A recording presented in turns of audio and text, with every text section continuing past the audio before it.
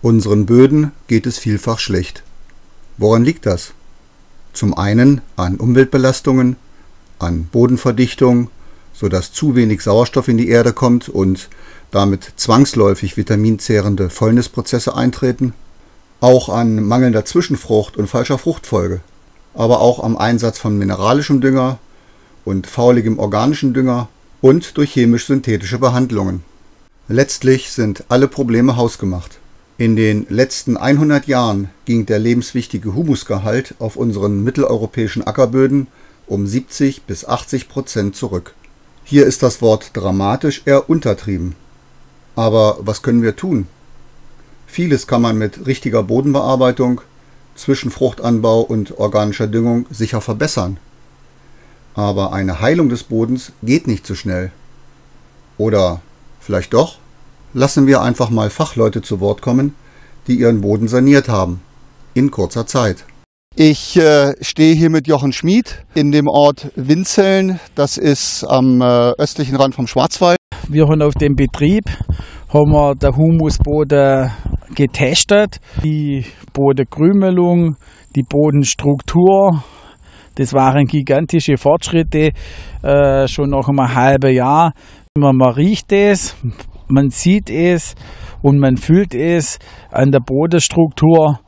Eindeutig eine Nährstoffharmonisierung der Werte feststellen können. Sie haben Untersuchungen zum Humusgehalt gemacht. Entscheidend ist ja, je höher der Humusgehalt, umso gesündere Pflanzen wachsen darauf, umso kräftigere, widerstandsfähigere Pflanzen. Der Humusgehalt auf unseren mitteleuropäischen Ackerböden, ich denke, Sie werden mir da recht geben, ist ja teilweise in einem desaströsen Zustand. Das war ja bei uns auch früher so, dass der Humusgehalt oder auch die Bodenwerte nicht so gut waren. Und durch den Einsatz dann durch Humusboden waren das Quantensprünge, die wir gemacht haben. Der Boden hat ein viel besseres Wasserhaltevermögen und auch ein Nährstoffhaltevermögen. Und die Bearbeitung ist um Welten besser mit dem Humusboden. Ja. Haben Sie Untersuchungen gemacht, inwieweit sich der Humus vermehrt hat? Das sind natürlich unglaubliche Zahlen, wo wir im Labor rausbekommen haben. Und in kürzester Zeit. Und wenn man das erwähnt, das ist unglaubbar, aber nach 3-4 Laboruntersuchungen war es dann so, dass wir bis zu 30% mehr Humus im Boden im Jahr gehabt haben. In einem Jahr? Ja, also unglaublich, wenn ich es durchs Labor nicht bewiesen gekriegt hätte. Und auch, man sieht es im Boden an, er ist dunkler, krümeliger. Das gucken wir uns jetzt gleich mal an.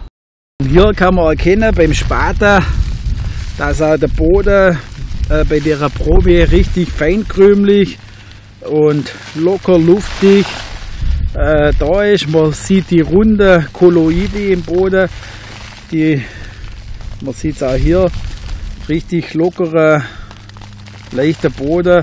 Was enorm ist, finde ich, ist die Wurzelleistung vom Mais, von dem relativ jungen Mais, wie tief der in dem lockeren Boden schon durchwurzelt hat. Sieht man, wie locker luftig und mit wie viel Feinwurzeln der Mais ausgestattet ist, obwohl es schon längere Zeit nicht mehr geregnet hat.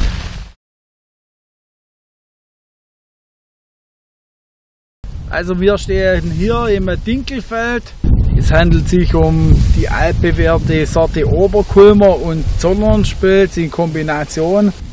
Ja, man sieht auch wieder hier die super Humusauflage und Schicht, die durch die Krümelung und die Durchwurzelung der Pflanze, wie gut die durchwurzelt.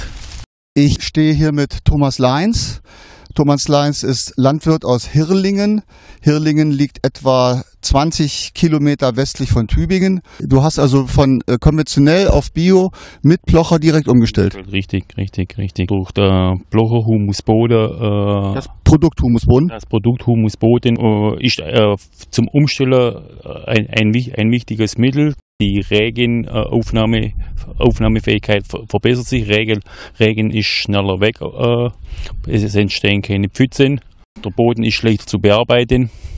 Der ist leicht zu bearbeiten, das heißt, du sparst Geld, du sparst Diesel? Ich spare erstens Diesel, Arbeitswerkzeuge, die Abnutzung ist geringer. Es ist ja witzig, das heißt, im Grunde bezahlt sich Blocher selbst. Blocher bezahlt sich selbst, ja.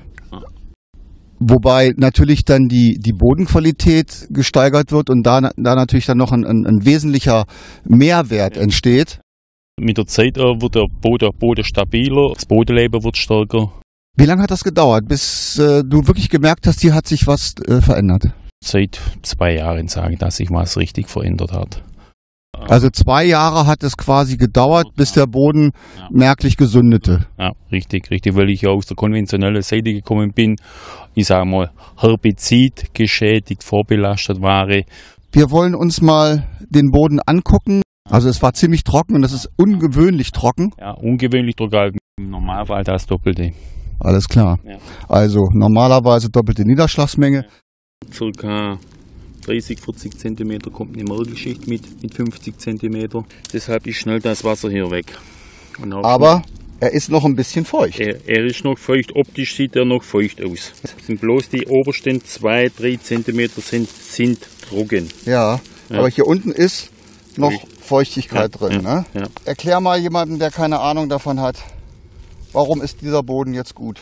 Boden könnte ein Stück besser sein. Durch das, dass jetzt trocken ist, ist die Krümelstruktur nicht so gut. Ja, gut, okay, aber das ist nun mal so. Das ist nun mal so. Wie wäre es denn ohne Plocher?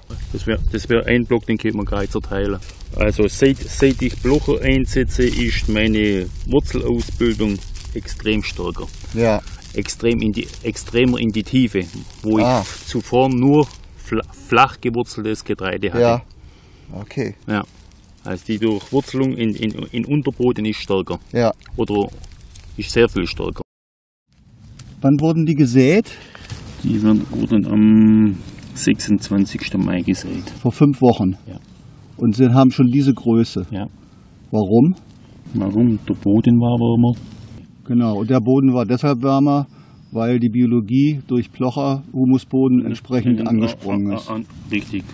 Wie sieht die Veränderung vom Humusgehalt aus? Es gibt da offensichtlich Messungen. Bis vor 2 Jahren habe ich einen Humusaufbau von ca. 10% pro Jahr.